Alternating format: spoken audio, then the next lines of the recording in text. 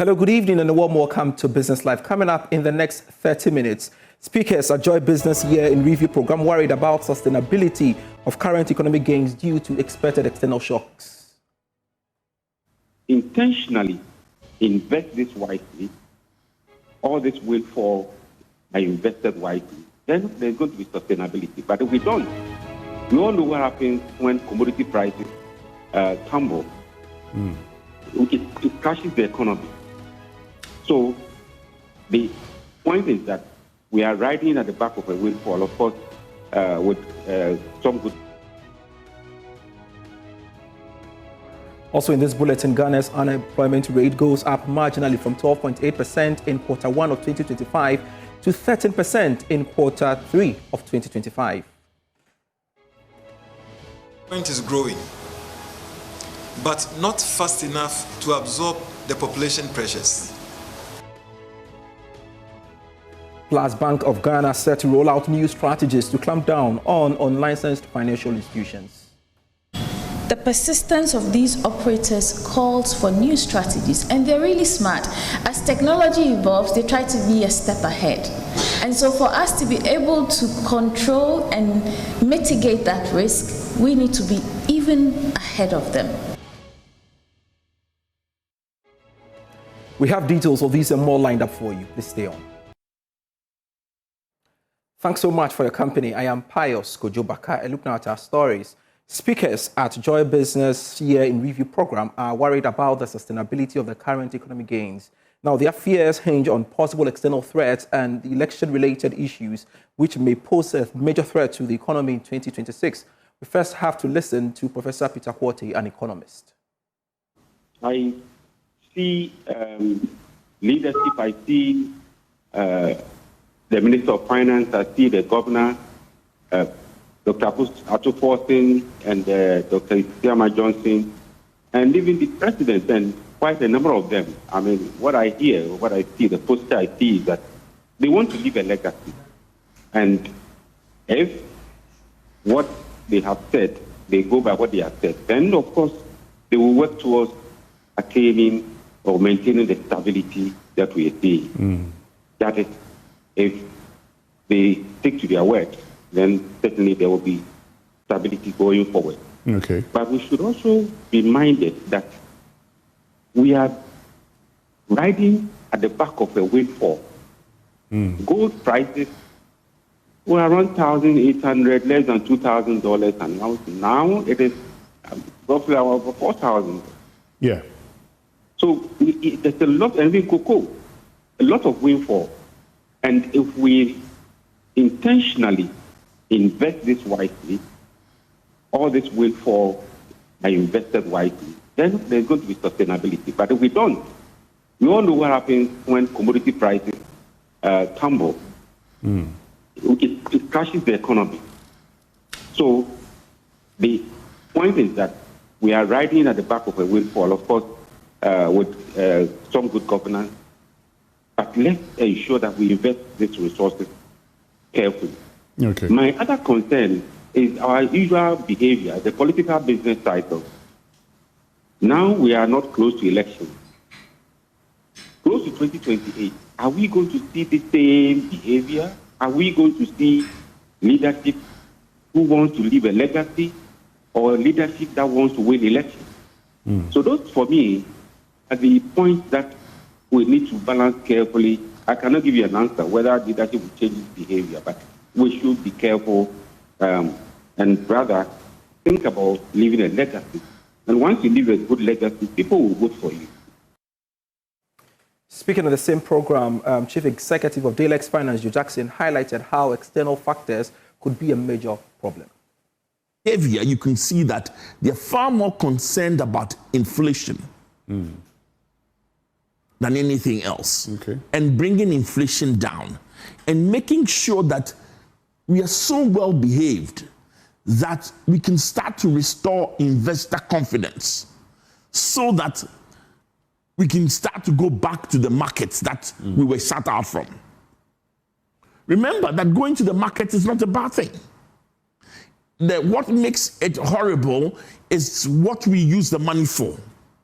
But if you're going to go to the market and use it for productive stuff, use it to bridge our infrastructure deficits, then we're fine. So at this moment, I acknowledge the Balancing Act. I acknowledge what they have done with inflation. I acknowledge what they've done with the currency and say it is, from where I sit, the biggest benefit is that looking at Ghana now, it starts to retain some of the attractiveness that we had a decade or more ago. And we can start to attract investor confidence, and we can go back to the markets. First of all, remember that we are not even still doing local bonds. We're still doing T-bills. Yeah. That's definitely not sustainable. And it is only restrained behavior and good behavior that will get investors go back and then start to subscribe to Ghanaian local bonds after what the DDEP did to us, the Domestic Debt Exchange Program. Okay. Right? Same thing for outside. So, from where we were, staying on the straight and narrow was absolutely important. We had to do that. We didn't have a choice.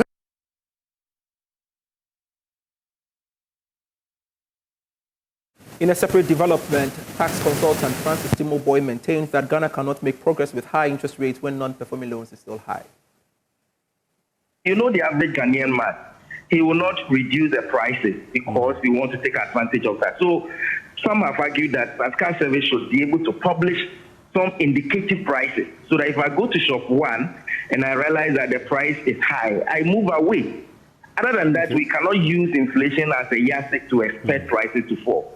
Now, having said that, on the non-performing or the policy rate, I think one major thing which the banks always complain of is non-performing loans. Listen, we are in Ghana, people go for loan and they don't pay. How do you expect the bank to go for pensioners' money, to go for people's investment and come and give it to businesses, and then they take the loan and they don't pay? By all means, they will need to reprice their portfolio. Yeah, so in the end, you realize that the bank is policy rates and everything is going down. But because of the bigger factor of non-performing loan, we're still where we are, and interest rates will continue to be high. So I think that one major thing that needs to be addressed as a nation is non-performing loans. You go to some countries, and you can't take a loan and say you won't pay.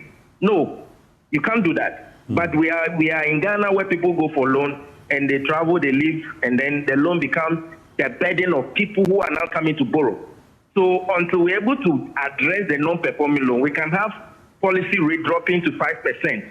So banks will want to continue to charge at a higher price so that at least they can recover the bad loans that they have given.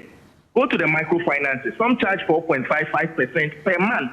And if you are charging 5% per month, that on the annualized rate can be more than 60%. Okay. How will the micro business perform and survive paying interest rates of 60%? Now, away from that, the International Monetary Fund Board has described Ghana's program performance as broadly satisfactory, and this was after it approved Ghana's fifth review program, paving the way for the disbursement of some $385 million. More in this report. The board noted that despite describing Ghana's program as broadly satisfactory, there were still some challenges when it comes to making significant progress in implementing those complex.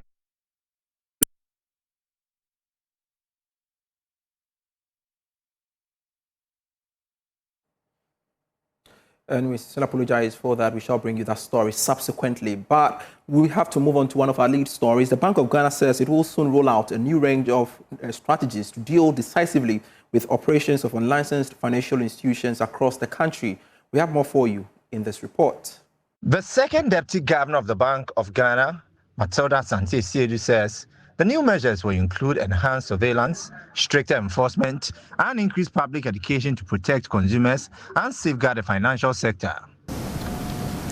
In 2024 alone, the Bank of Ghana received over 50 complaints related to unregulated savings, investments, and lending schemes. I think we've seen this happen from Piram through R5 to the most recent ones. I mean, this is something that transcends. Somebody mentioned a name I didn't want to mention. But this is our reality. This is really our reality. And these entities often mimic legitimate financial products. I think Men's Gold was a good example of that. Now, the Bank of Ghana, working with COCLAB and other stakeholders, has taken steps to continue to address this problem, including public warnings, enforcements, and actions. In collaboration with Yoko, we've made arrests. However, it is quite evident that these measures are not sufficient on their own. The persistence of these operators calls for new strategies, and they're really smart. As technology evolves, they try to be a step ahead. And so for us to be able to control and mitigate that risk, we need to be even ahead of them.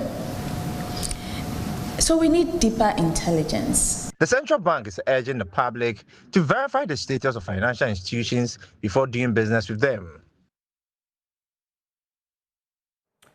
Now, Ghana's unemployment rate has gone up slightly from 12.8% in Q1 of 2025 to 13% in Q3 of 2025. And this marginal increase highlights the country's ongoing economic challenges, particularly among the youth. More in this report.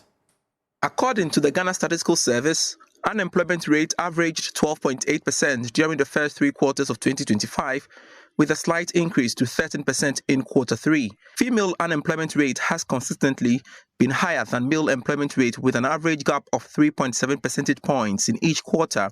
Across the 3 quarters, the unemployment rate averaged 15.1% in urban areas, which is 5.5 percentage points higher than the rural average of 9.6%. Here's government statistician Dr. Al-Hassan Idrisu. We've seen that employment is growing, but not fast enough to absorb the population pressures. In fact, about 15 million persons were employed across the 3 sectors, the 3 quarters of the year. Secondly, we've seen that gender, youth, urban, and regional disparities remain significant. Third, we've also seen that underutilization and very high NEET levels pose serious risks. Fourth, skills and qualification mismatches are prevalent, and we know that they reduce productivity. So it's something that we must watch. He, however, advised government to prioritize youth employment pathways by improving access to finance for small enterprises. For government, we are recommending expansion of the TVET program, digital skills, apprenticeships, school-to-work transitions, and targeted skills development for young people, particularly those not in employment, education, or training. Dr. Al-Hassan Idrisu further urged the private sector to engage actively in workforce planning using labor market statistics to guide hiring, training, and investment decisions. This is still Business Live. We have more for you after this break. Hello again, welcome back to Business Live. The Multimedia Group Limited, in partnership with the Greater Accra Poultry Farmers Association, has rolled out a festive season initiative dubbed Xmas Egg Market to supply eggs and poultry at reduced prices to consumers while helping to ease the ongoing egg glut facing local farmers. Our head of the sales, Chief Executive of the Greater Accra Poultry Farmers Association, Muhammad Ali, is encouraging the public to take advantage of the initiative to access affordable, locally produced items. What we try to communicate to the public is that price of these commodities, or I'll call them farm produce, by our members have been reduced.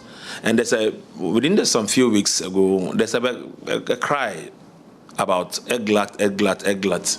Yes, Farmers have reduced their prices, but the public are not enjoying the reduction in prices as we try to portray.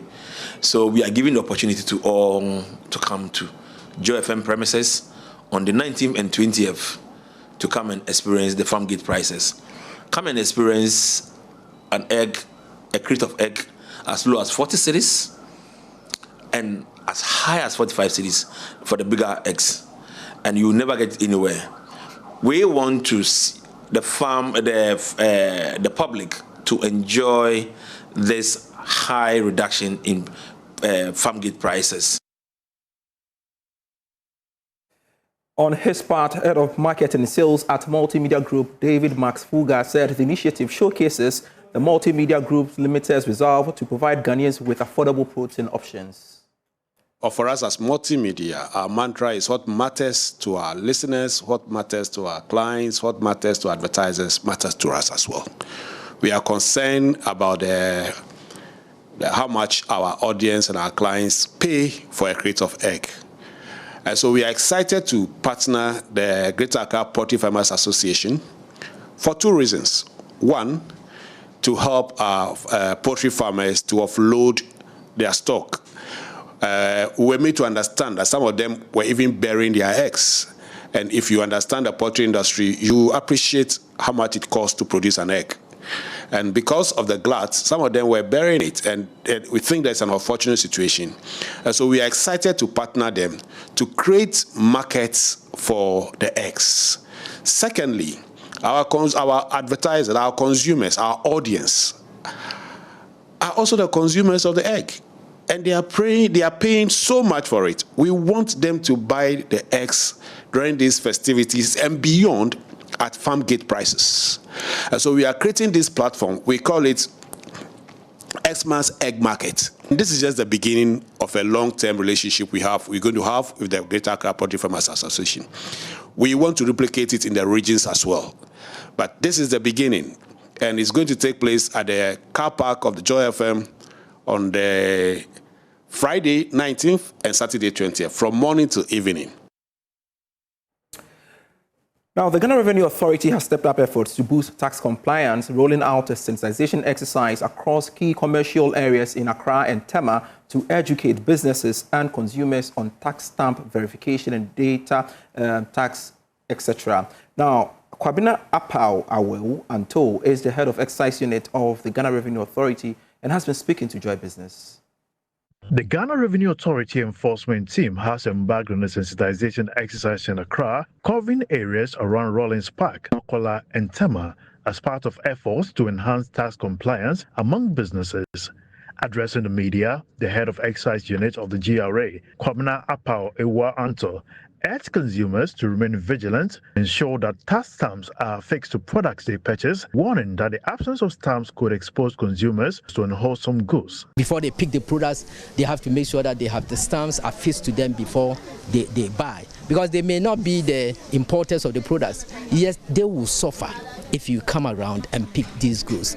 So it's the message that we're sending across, that people who are dealing in fruit juices or the soft drinks or the spirits, the wines, cigarettes, more drink, is to make sure that before they pick the product, either the product is locally manufactured or imported, the stamps are on them before they pick the products. We continue to educate, and you have followed us on several occasions, to the market, and we will continue to tell them what they should do. Yet we come out and we still have these kind of challenges. I think maybe education alone is not sufficient. We need to enforce the law and impose the penalties to serve as a deterrent for people to comply. Mr. Anto further emphasized the importance of verifying products using the GRA tax stamp authenticator, describing it as a key tool for strengthening monitoring and compliance. Just use maybe a few minutes, or even 1, 2, 3 minutes to check. We've said that we have an app that you can download from Google Play Store, GRA tax stamp authenticator. Just Google, you can download it from Play Store, and then you can use the app to check the authenticity of the stamps, who the manufacturer is, and as to whether the product is wholesome or not. Tax education to let the public know that this is what is required of them, and also ask the consumers to help us. That if you are buying a product, make sure that you take the VAT invoice. If you go to a hotel to sleep, please take the VAT invoice. If you buy anything from a shop, make sure that you have the VAT invoice, because that is the only sure way that you can guarantee the taxes that you pay. We need these taxes for the development of the nation, and so we expect that consumers, all of us, are involved. So help, because every product that you put on the market will be purchased by somebody, and that somebody must help GRA to raise the necessary revenue.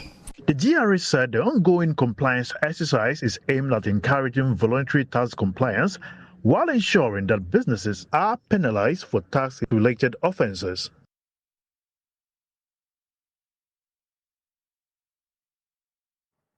Now, founder of the Perfect Compassion Initiative, Perfect Annette Agbemet-Yase, has led a private sector-driven outreach in the Benin DA Basic School, where over 400 school children have received free uniforms and medical screening, highlighting the growing role of non-state actors in supporting Ghana's education and health sectors. Here's a report. The Benin DA Basic School came alive as founder of the Perfect Compassion Initiative, Perfect Annette, in partnership with corporate and civil society actors, delivered school uniforms and health screening to pupils, parents, and teachers. She said the outreach targeted the farming and trading community where access to basic educational needs remains a challenge. It's about impacting the lives of every child in the Benin DA Community School. So we came to donate over 400 school uniforms for every child in the school. We didn't want to leave any of them out, so we did. We provided the uniforms for the entire school population. We also collaborated with Jabi Foundation, and then we had health screening for the children, the parents, as well as the teachers as well. The role for national change and development cannot only rest on the shoulders of government.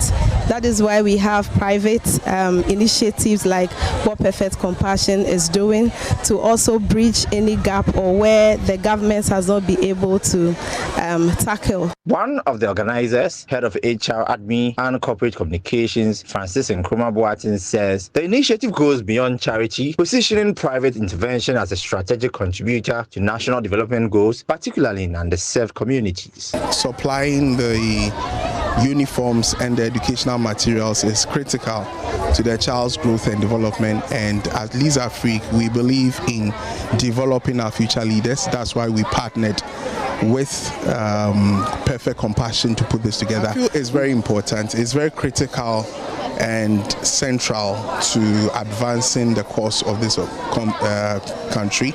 It's important that various NGOs come in to support the government, because as we keep saying, the government cannot do it all, and the educational sector needs a lot of support.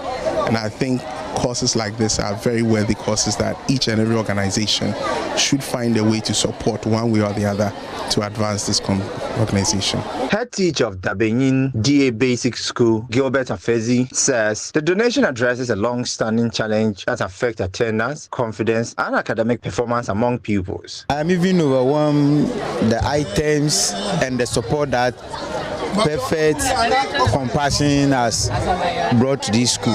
Most of the kids don't even have the school uniform, and those even have it, it will be old.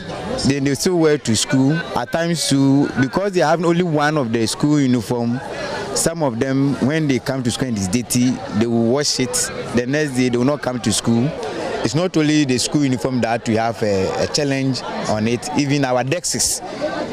We don't have enough desks and learning materials also. So we are asking for any NGO who want to come and help, and even the government to come on board to come and help our kids. I'm glad you could watch Business Live. I am Pius Kojobaka. For more stories, feel free to log on to myjoyonline.com.